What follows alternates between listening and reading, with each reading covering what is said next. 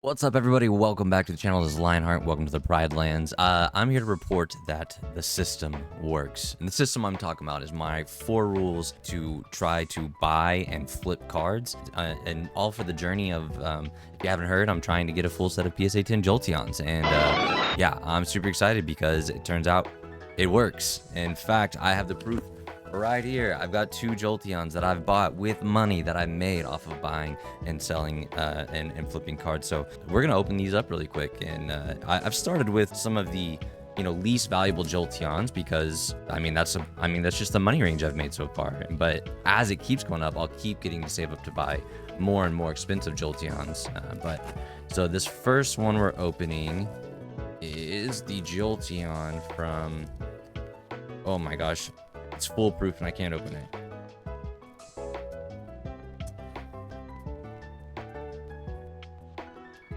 Okay, we got it. Here we go. And why is the wrapping stuck to the thing? There we go. Thank you. That was very good wrapping, whoever did that. Our first one is this Jolteon from Sword and Shield. Reverse Hollow Vivid Voltage. So this is a PSA 10 Reverse Hollow Vivid Voltage. It was about 30 bucks, but it is a Jolteon that I wanted, and I bought it with money that wasn't my money. I bought it with money. Well, I mean, it was my money, but it was money I made for buying and selling and flipping cards. So that is one of my first PSA 10 Jolteons that I did that I got with my own efforts of identifying cards that could be valuable that were undervalued. And I'm going to talk a little bit more about that here in a second. This other one we have also came in a really nice package. I had a comment on another video the other day that was like, look at this casing, and then they were like, that's a dumb comment. I'm like, it's commentary. Like what do you guys expect me to say? Like anyways, here we go. Another Jolteon. This one is another reverse hollow. Of course, these reverse hollows are going to be the cheaper ones that you can get. Hold that up there for you guys so you can see it a little bit better. This is the Pokemon from Reverse Hollow Jolteon from Hidden Fates. I love this artwork. I think even though this is also just like a $25, $30 card as a PSA 10, it's Jolteon. It's my favorite card, and this artwork happens to be really sick. So very stoked to have both of these new Jolteons in my collection. So that's 3 10s for us so far, including the one that B-Mart gave us originally from the 151 set. Here, I'll grab that. Here's the Jolteon from the 151. Nice and shiny. Yep. And yeah, so that's 3 for us so far, and I'm pretty stoked. That we've been able to do this. And so let's talk about what I've learned along the way. Okay, first of all, the rules work, and in fact they work so well that when I didn't follow the rule, I lost money. Okay, so the 4 rules, again, part of those 4 rules is evaluating the risk versus reward of a card. And so I'm gonna throw a card up here, for example, this Espeon VMAX. Boom, I pulled this card out of a pack, and I've had it in my binder sitting in for the whole time. And not great. I didn't have a sleeve on it, a pinning sleeve on it. It was just in the binder, but it looked decent enough. It got the mark of clearance for B-Mart, and I sent it in before I had my rules listed. Before I had made my rules for myself, I sent that card in. And so one of the rules is you don't submit a card if you think it could miss a 10, or if you miss the 10, like if you get a 9 or an 8, you lose money on grading it. And what happened? Espeon got an 8. Espeon got an 8, and so now all of a sudden this card that could have been like 38 bucks or something like that is now like 17 bucks or something like that. So and it cost me 17 bucks to grade, but the pack I got it out of cost me 5, so lost 5 bucks on this Espeon. Same with the Umbreon. That's what we've learned so far, is that the rules work. And if you are interested in seeing those rules, here's the video right here. Go click on it, go watch that, and that will help you get started on your Pokemon journey. But the rule that I've been most excited about so far is the 4th rule that I set for myself, that I'm not expecting everyone to set for themselves, but I've only been using money that I've been making from eBay to buy new cards. And that's something I just want to end this video talking about just really quickly.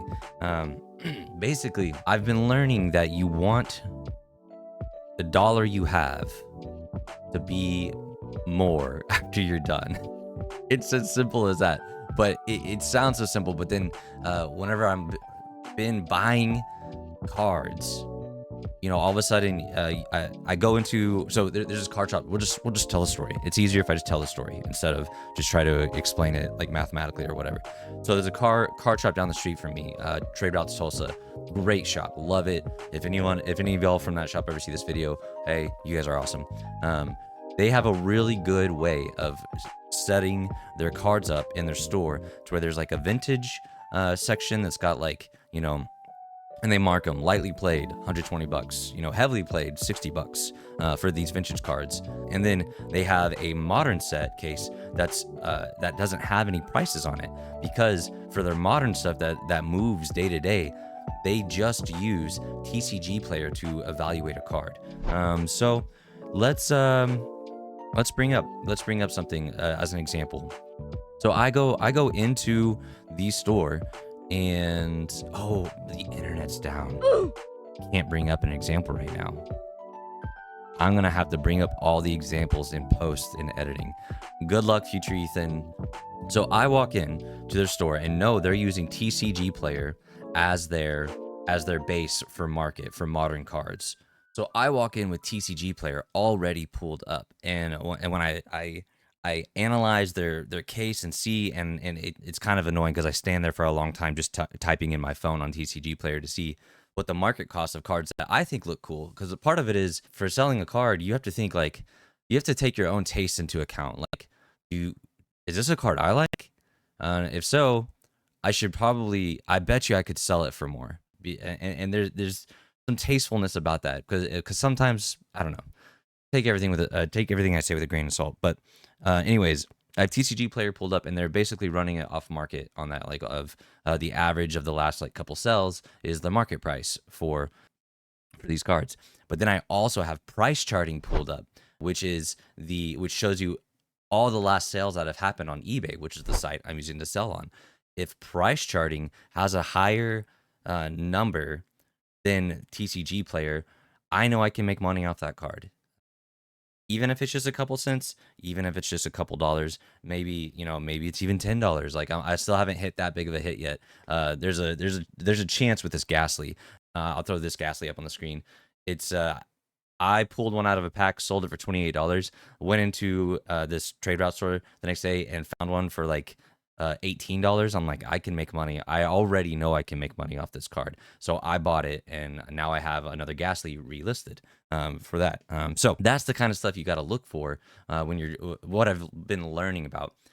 But I've learned something even more just on a practical, strategic side of how to make money more efficiently. And so you need to find these. So this Absol that I have right here is a really good example. Okay, I saw that they had these in store actually on their TCG site. TradeRoutes has a TCG site that you can go to, and they had them listed for like $1 and some cents or something like that. And I was just like, this card is beautiful. This card is beautiful. It does not need to be going for $1.50. So I put mine up. I bought two of them. They had two of them. I bought two of them. I put one up on eBay. Sold it for like $3. Okay. I doubled my money. Now here's the deal. We're talking $1.50. I understand what we're talking about, but again, in this thing, you got to think of the grand scheme of this. By finding cards like this on my 90 days on eBay, I've made almost $200 finding little cards, selling little cards, because eBay lets you list like, I don't remember what the number, but like you will not run out of slots of listing if you're just some single worker going in and buying single cards. You will have plenty of space to list on eBay. And so another example, I found this Umbreon, this GameStop Umbreon that is actually still sealed. Okay, it's actually still sealed. I've got it in a water seal right now as well. I found it at a different shop for $7. It's listed on my eBay right now, and it just sold for $11.50. Okay, you can make money selling singles, buying and flipping and selling singles. And it's just such a fun side hobby. I've had so much fun, and I've gotten to know the guys at Trade Routes, and like, they're like, what's up when I come in, and they know they don't even have to come talk to me for a little bit before I've like picked the card out I want. Today I was just in there today because the internet's out at home, so I didn't have like work to do really, and I just picked up these two cards: Shiny Jirachi and Radiant Greninja. Each of these, this one, or sorry, Jirachi I got for like $7, and I got it listed for 10. I'm pretty sure it'll sell. Greninja I got for $4, but I didn't look at it real closely. But I know since it's like such a meta card, I think it'll still sell. So I've just got it, but it's got a nick on the back. So I've just got it hoping to like make like, I bought it for like 4. I want to like sell it for 5, and I think I have it buy it now for 7, just in case that piques someone interest. But so yeah, the system works. The system works. I'm making a lot of money. Not I mean a lot of money. I'm definitely gonna make enough money to get all my Jolteons. It's just gonna be a slow process, but that gives me something to do on the very little downtime that I have, and it's just so fun. Like I actually get to like own cards for a little bit of time that I probably never would have owned. Like I right now I've got on my site one of the golds. I've got this Giratina V-Star. I don't care about Giratina, so I never would have like bought this card, but I know people really care about this card. And so I bought it, and I've got it listed. And like but as of right now, this is my card that I get to look at and hold and like appreciate the art. I probably never would have had this card unless I pulled it out of a pack, which I'm not opening as many packs lately because it's a bad idea. It's how you lose money.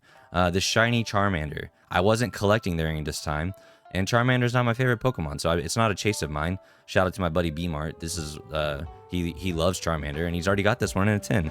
But now I get to hold it for a little bit. I'm like, man, that's a cool card. I appreciate this. Shining Ho-Oh. Shining Ho-Oh. I just bought this from them a couple days ago. It's already listed. I've no doubt that this won't sell. It's a beautiful card, and it's a card I just wouldn't have had, right? This Black Star promo Pikachu, that's near vintage, but it's not quite there yet. This one's listed on my site. Pikachu's always sell. So this is just what I've been doing, what I've been up to, and how I've been making the money to buy my PSA 10 Jolteons. And now I feel really confident that I'm going to be able to do this. So yeah, just the final bit of strategy I'm adding to, like, not necessarily my 4 rules, but just another mindset that I want to have. So if you can buy a card that costs $1, sell it for $3, then you can buy 2 more cards that cost $1 and sell them both for $3. That's now my mindset that I have. I need to buy cards that will help me buy more cards to sell more cards. That's it. It's so simple. It's so simple. It's just 3 minus 1 equals 2. I can buy 2 more cards. That's it.